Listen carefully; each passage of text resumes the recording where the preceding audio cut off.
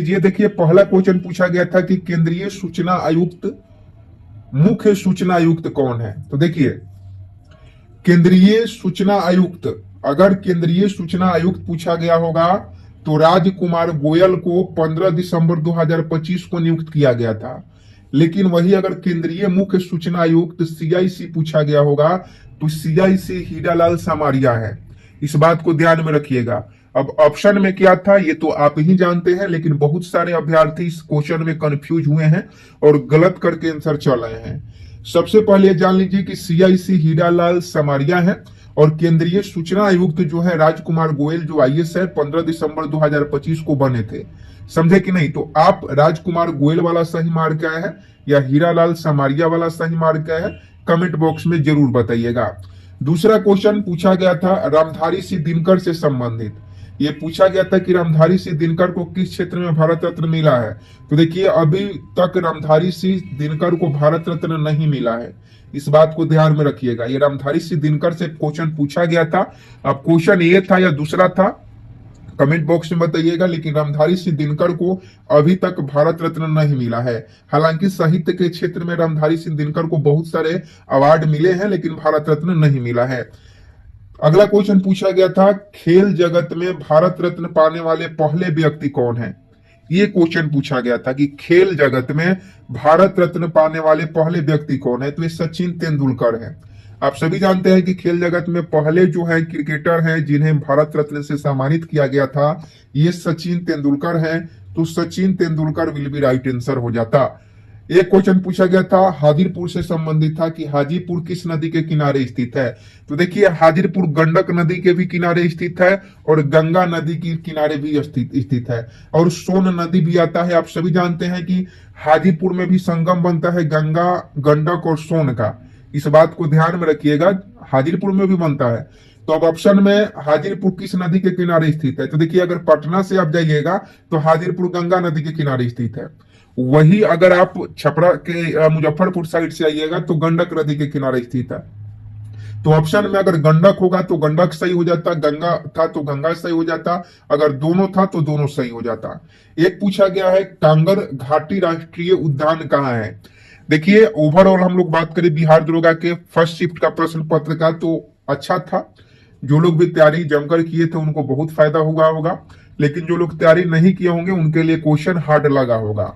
तो कांगर घाटी राष्ट्रीय उद्यान कहाँ स्थित है। तो छत्तीसगढ़ में स्थित है।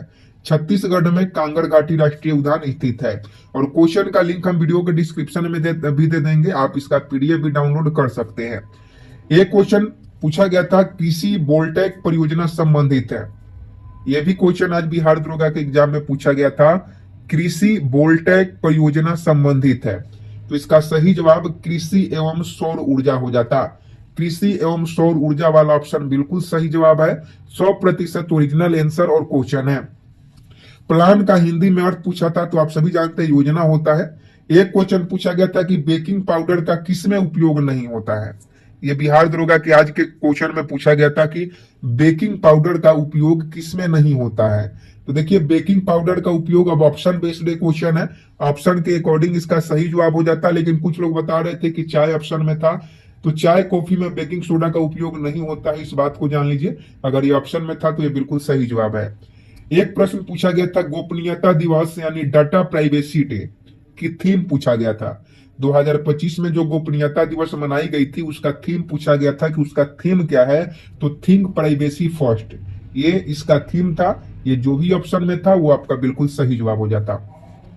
एक क्वेश्चन पूछा गया है भारत का पहला समर्पित पनडुब्बी अड्डा कौन सा है।